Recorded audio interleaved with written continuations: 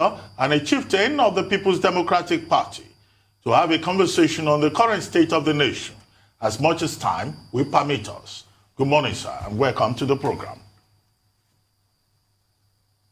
A very good morning to you, Dr. Abati.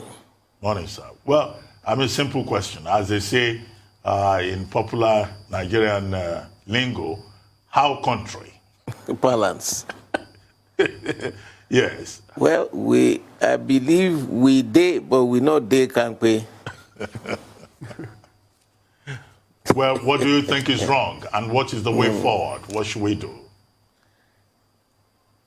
I believe that for over 75 years that I have lived on this Mother Earth, I had never experienced or seen my nation in this situation. It's like we were headless. Nothing is going on. And I feel that the issue of this, the insecurity in the land, the lack of unemployment in the land, and so many vagaries of inactivities, jumpstarting, encouraging people to move from A to B peacefully, to carry out their normal jobs and duties and make their money at the end of the month and keep their family alive. We can't guarantee that anymore. So I keep wondering, because this is no longer a matter of party A or party B, Nigeria is in dire strait. The president must rise to the level where I can't teach him because he was my boss in the military.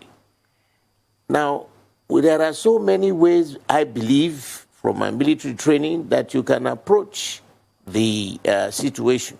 We have what we used to call aid to civil power. That's if the police action is not working, is not effective, then the commander-in-chief can get the army out in an operational order that will support, lives and properties. Because the first responsibility of any government is to ensure security of lives and properties of its people. Once you don't get that going, the whole National Assembly, they can shout from here till Timbuktu, or, the country is wobbling. And something has to be done, and done very quickly. It's our nation. The heavens are going to fall, like we say in the local parlance. Nobody is secured. When you get out of your house, whether you're a rich man or poor man, a middle class man or whatever, you keep looking right and left, looking forward and back for security. What is this? Something has to be done. It's no longer a matter of party A or party B. The platform is wobbling, and wobbling so badly. So what can you do? The senators are talking. The members of the House are talking. Everybody, every corner, there's so much anger in the land. There's so much, people are not pleased. They're not happy. Well, thank you, sir. People are certainly talking, and the presidency is listening.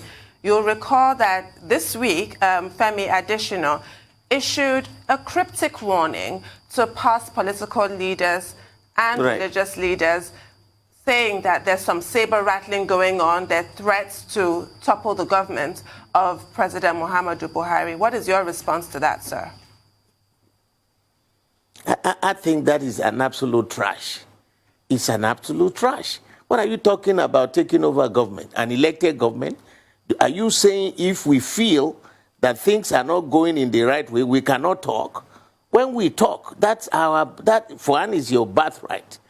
Two, it is a fundamental right to react to situation, to react to things that are hitting you and not impacting on you positively. Are you saying we are zombies to be quiet and start walking around and don't talk? The president must have a feedback. And that feedback is the fact that all is not well. All is not well. Additional can be deceiving himself there, but all is not well.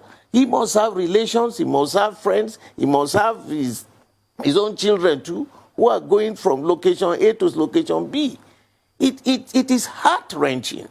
And this talk about trying to take over government, to do what? You see, if you are not elected, what are you taking over? Taking over what?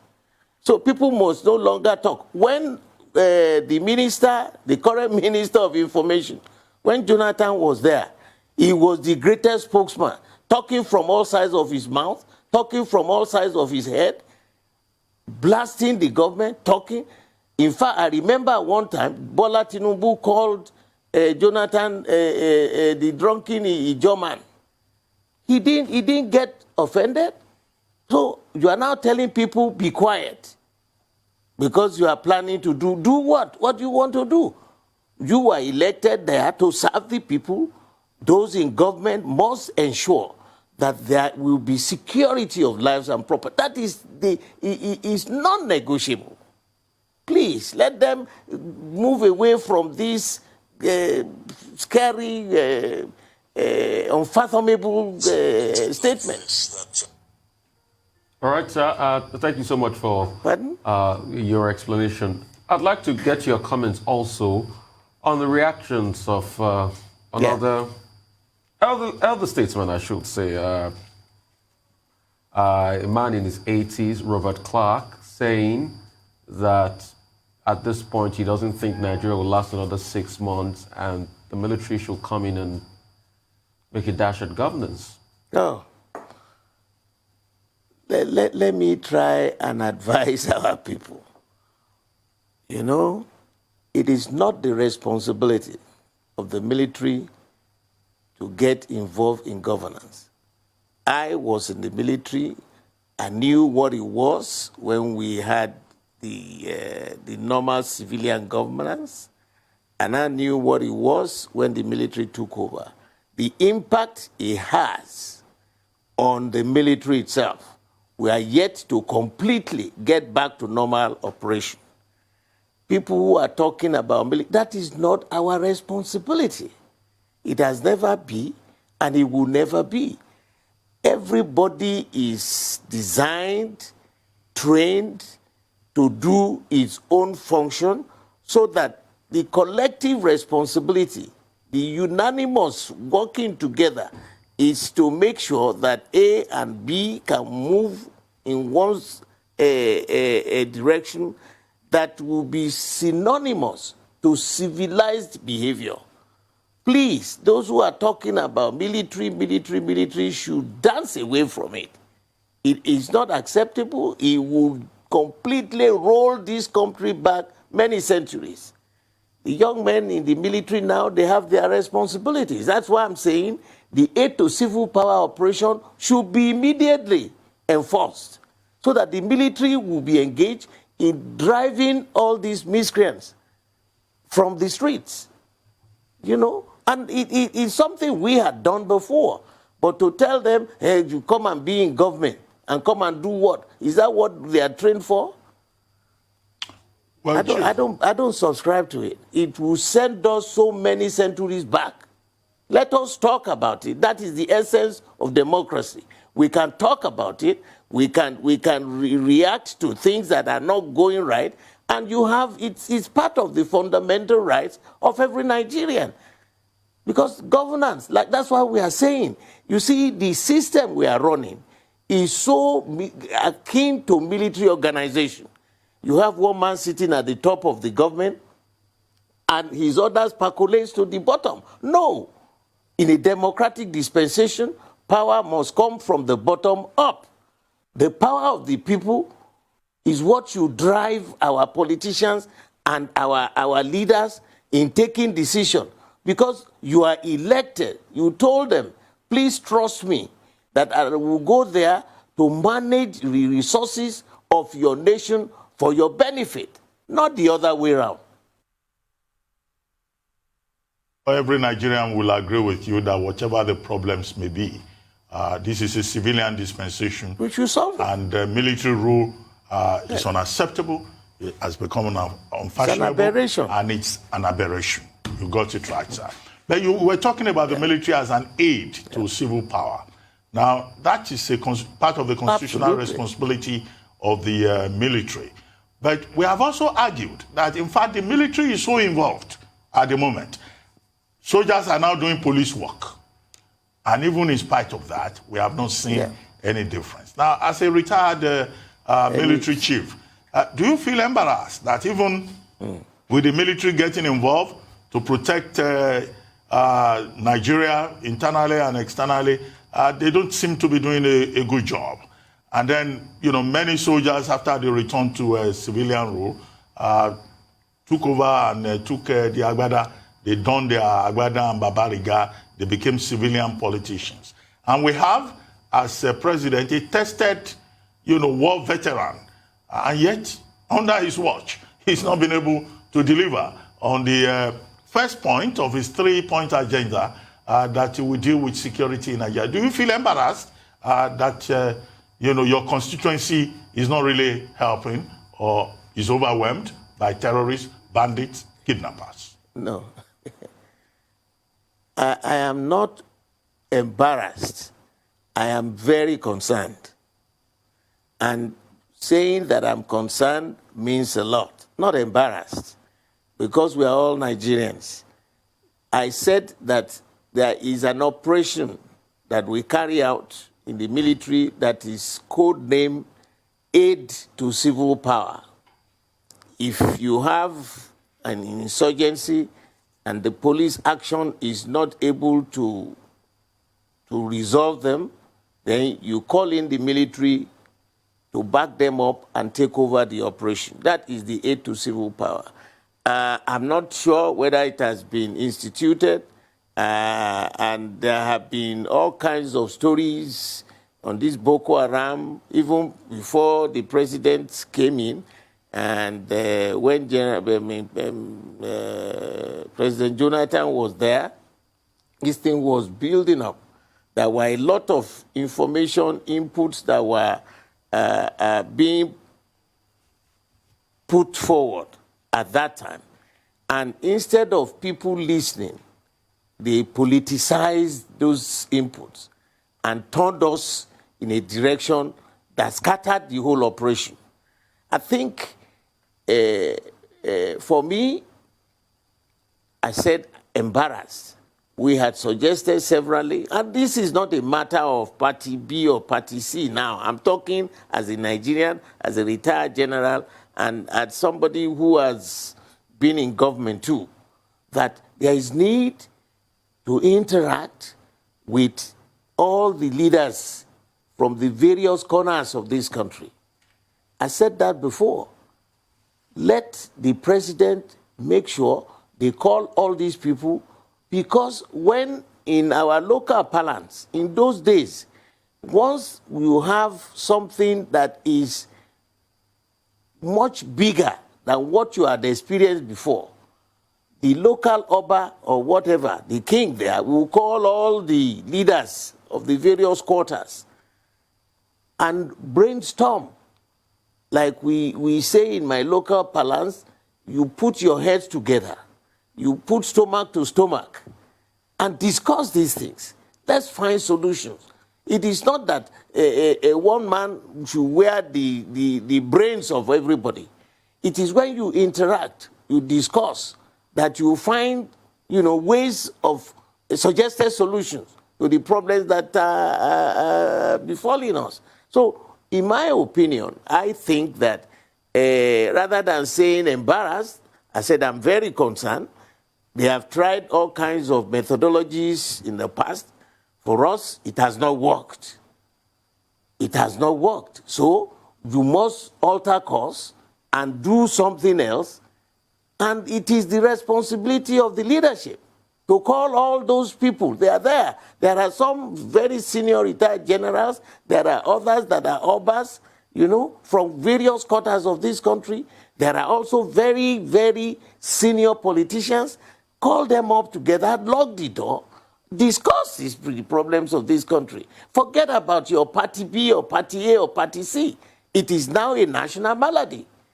And so he calls for everybody to put their hands on the deck and see what we can come out with. So everybody will leave that meeting feeling that you are part of the solution. It's our country. That's one side. The other issue for me is that the system that was handed over since 1999 is not working. For God's sake, it is not working. And you will know that the lack of communal security is what is being transported and is expanding and is completely consuming this country. It means that the issue of total centralization of the power of the presidency is not working. You have to devolve power to the states so that the state itself, the local government, will also have their own powers, so that from unit to unit, you can effectively, the people in that community will know that this chairman, we voted you and your team to make sure that life means, brings more, gives more meaning to them. And if you don't do that, they can remove you in 4 years. But to leave it that one man will sit and the power will percolate from top to bottom with this massive nation, that system has not worked.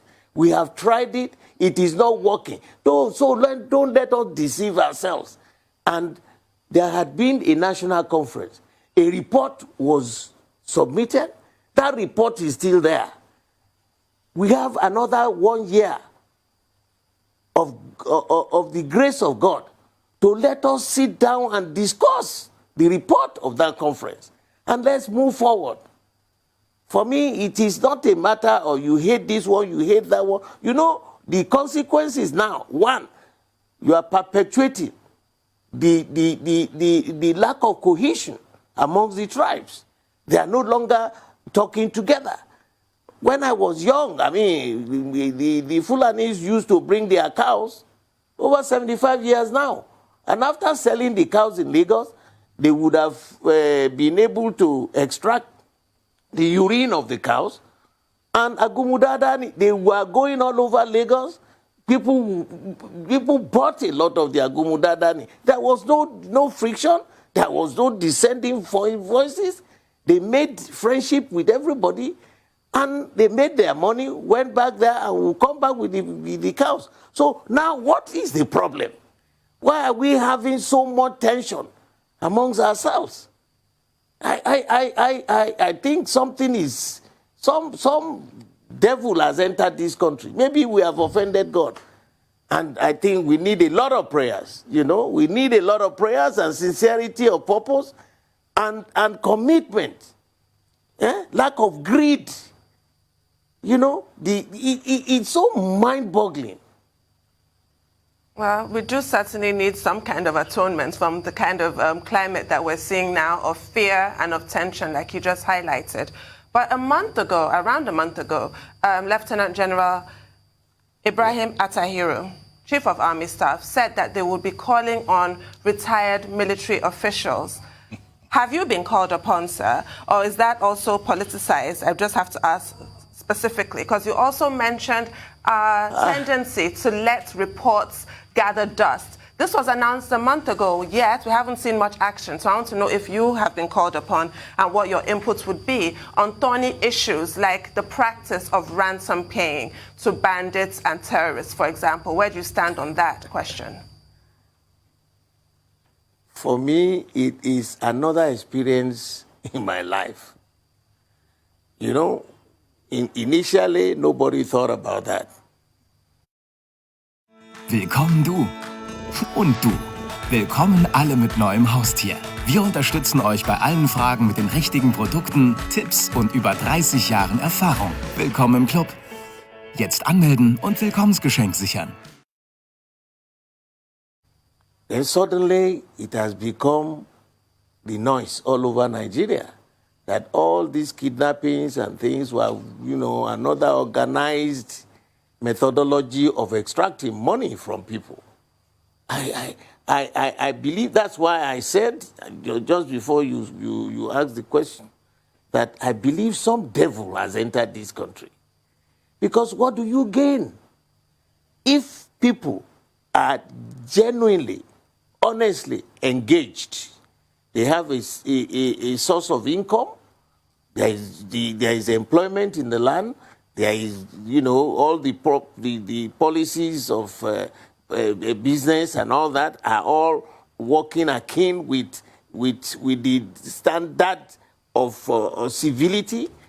Who will now think of going to kidnap the child of Mr. A for a ransom, and it is organized? It is the lowest ebb of any civilization. He hasn't called me, and the general, the chief of army, haven't heard anything from anybody. But to me, that's something that is very strange in this land. What is going on? What is going on? Okay, if you kidnap the son of Mr. A today, and you collect the money, you use the money to feed yourself, to send your own children, that's an illicit and illegal money. Who can guarantee that your own child will not be kidnapped tomorrow for you to pay? Does that make sense? Does that make sense? I mean, one we must, on moral suasion purposes, our religious leaders must come out and talk. Let us teach our kids the moral standards required in a civilized environment. What happened to the civics that we learned when we were young? If you do something evil to another man, who tells you that tomorrow that evil will not come into your house? What the hell is going on? He hasn't called me, but we have a pool of people that he can call. But this is my view. It's very, very heart-wrenching. Very heart-wrenching. Okay, and it's quite very painful what is happening in the country. But you talked about religious and moral leaders, but there's been a religious leader, or sheikh, that has been engaging with kidnappers. His name is Sheikh Gumi. I mean, what's your take on him? And I'll also ask you, what's your take on the presidential ambition of, can I use the word, your friend Bola Tinubu? Senator Bola Ahmed Tinubu. Oh, gosh. Well, let me say it in very clear language, in English language. To me, it's an insult to the civilized people of this country, those who are committed to national development, that the likes of him, first of all, we must, whoever is going to come to take over the mantle of this country, I am of the opinion that the system of governance we are running now is completely ineffective. It is so militarized in its structure, in its nature, and we cannot be waiting for others from one single person. Let the power be devolved to all the states so that in each area, people, because as you go from one state to the other, the culture is different, the attitude is different, the resources are different. So it is the aggregation of all these states that will make this mighty nation. But to sit down in one place with somebody backing others like a military organization, it is not working. So for this man, this clown, saying he wants to be president, you should ask him, what did he do where he governed before? He has appropriated, we've been shouting about it, and I'm still saying it now publicly, that the EFCC should go urgently, to go and investigate the Alpha Beta company owned by him. They haven't paid any taxes since he started, I am reliably told that they garnered almost 30-something billion in 1 year, last year, from the treasury of this country. If that money is available, would they not have used the money to alleviate the sufferings, to give succor to the people, to millions of those people at the bottom of the base?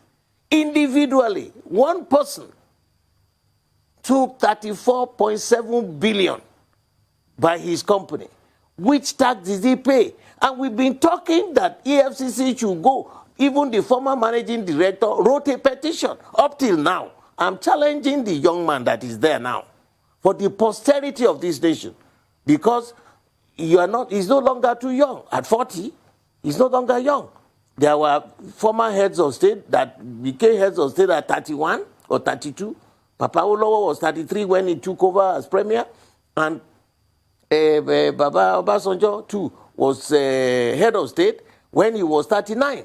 So at 40, I believe your life really starts. They can be the turning point. Let him be bold enough and save his own generation.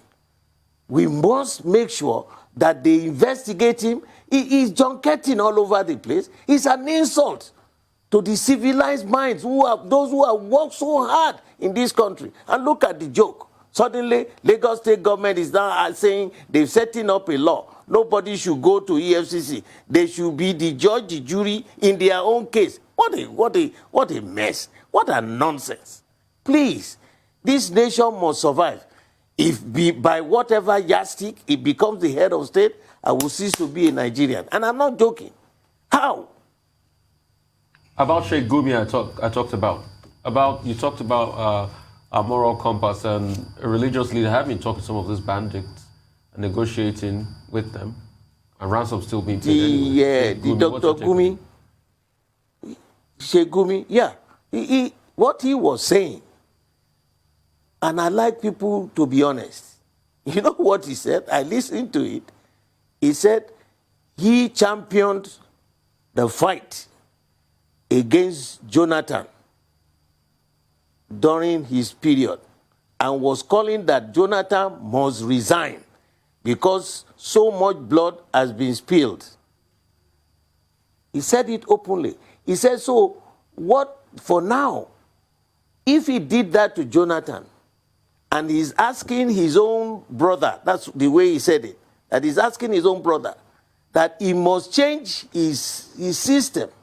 Otherwise, he will lead a protest down that he himself, because more blood has been spilled now than Jonathan's period. So he's going to ask him that he must also resign in a double fashion. You know, he was talking to his people in his teaching. And I looked at it and I said, ooh, well, if he was that bold, which was true, he said it at that time, why can't he say it now? Because the situation has not gotten better. But all those jokers, like the Minister of Information speaking from both sides of his mouth and lying all the way, and the additionals of this world and the other gentleman there covering up, let's tell the truth. Say it the way it is. Like we say in my palace, why don't you say it? If you say it, you die. If you don't say it, you die. Why don't you say it and let the devil be ashamed? You know, there's a popular saying, if you fool me for the first time, shame on you.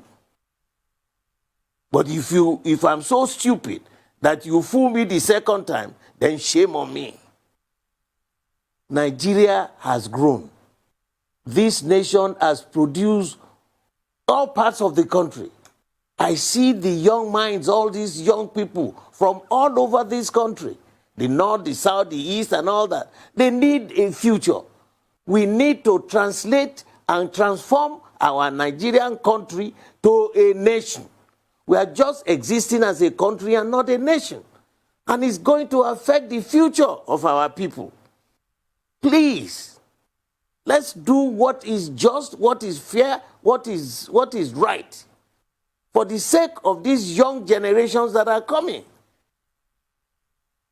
I mean, these are tough times in Nigeria. I would like to repeat the point we both agreed upon earlier, that military rule is an aberration. Yeah. And as a company, Arise News, absolutely, our policy is that there's no role for the military in democratic governance. So I'm just restating that for the benefit of those who could twist the statements. Now, let me go back to Asiwaju Bola Ahmed Tinubu. Chief, I hope you are aware that on the basis of some of the things you said, Asiwaju Bola Ahmed Tinubu could take you to task. You called him a clown. You said he has to account for some money. But these are allegations. You bet. Yes. Well, I hope he doesn't sue you for defamation. Those are your words, not ours, in this station here. But very quickly, the bone of contention. Let us go to court. Well, okay. Now, let us go to court so that we both will be talking under oath. I am saying these allegations, we have documents. EFCC has been investigating. The former managing director of Alpha Beta himself stated, black and white, how they have been siphoning the money of the Lagos State Treasury. And you're saying, let him take me to court. We will go there, I will say my own, and the papers will be there, let him defend it. First of all, we want the original certificates of the university he claims he attended. And exactly what is his own real name. Look, you want to get a clown to be your head? What you will breed will be a pool of clowns. We need people. And there are people in this country. Chief, I was going to ask you, one. I am ready. If you want to take me, let me take you to court. We will fight that. Well, Asiwaju Bola Ahmed Tinubu will insist, and his supporters will also insist, that it doesn't matter. But he has a right as an individual to seek to become president of Nigeria. It's for the people of Nigeria to decide. But the major bone of contention, I guess, between the two of you has to do with Lagos state politics. Now, as you claim, Asiwaju Bola Ahmed Tinubu has been in charge since 1999, either directly or by proxy. Why is it that the PDP, under your leadership in Lagos State, has not been able to displace either the AC, the ACN, the APC in Lagos State? And some people argue that it's because you always insist on the man that will run as governor, and that has been a major handicap for the PDP in Lagos. In 2023, is it again Mr. Agbaje, Jimmy Agbaje, that is going to run? And then the Lagosians will just say, okay, this man again. Don't they have people in that party? Yeah. Let me try and disabuse your mind and at the same time tell the truth. What you have said is a cacophony of some jokers in the beer parlor. I'm sorry, Dr. Abati. It's a cacophony of jokers in the beer parlor. Who told you that I was the one who always nominated the governor? In our party, no individual has a right to handpick because it's not your private business. There is no time there had never been a primary in our party. The accusation you levying against me is exactly what they do with the emperor there. Bola Tinubu is an emperor. God bless you if you are not part of his own line. You know, that's what Trump is trying to do with the Republican Party now in the United States. And I wish him the best of luck. Here, you I want to call any of me and any of them and him for a debate. Even at 3 a.m. in the morning in the burial ground, I will be there to say that I, Olabode George, had been handpicking people. You know what is wrong with us? The process of the INEC is archaic, it's unacceptable, it is as old as the centuries, and so it gives room for manipulation, figures. From your polling unit, the results are hand-carried. From there, from your polling unit to the collation center. Even from the results from Lagos State, it is also hand-carried by somebody to Abuja. Isn't that a joke? We're in the 21st century.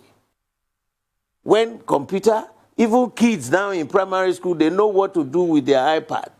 They know what to do with social, whatever they call it. The internet is there. We have been asking government for us to be serious, that no intervention, no human intervention, even from across the waters in the riverine areas. You know, people come by boat carrying the result physically. Isn't it a joke? Where is that giant of Africa? Computer is available. The software is readily available. We have a lot of brilliant young people in Nigeria who can write programs for us and bring out a super program for us to run our election. We are still asking, where is the e-voting? You know, they tried. One, if you go to your polling something, you bring out your PVC card. That PVC card, you strike it against a small gadget, it identifies you. Isn't that the same modern technology? So what is wrong in you pressing the button for the party that you want, and it's automatically registered in any location you want it? Even if you want to store it, you can store it in the clouds. That result. So he's sitting here clowning, manipulating this result. You know what happened in the last election? Where have you ever had anywhere in the world where you have a bullion van on the day of election? Were they carrying food for him to his house? Bullion van. He was not arrested. He was not cocooned. He was not containerized and be taken to the cooler. Please. No, these are not things that he had done in the dark. Openly. So why are you saying Bode George is this and all that? It is absolute nonsense that they run as election. I have seen it. We have watched it. And we have been crying for this nation to move forward, for credible, responsible, respectable, fair-minded people to represent their people. Let that process be modernized. Otherwise, you have the man who has stolen so much money, controlling all those who want to be governor, to be representative, to be state assembly, to be governor, to what nonsense is this? For God's sake. We are not in the dark ages. So saying Bode George, we will present people.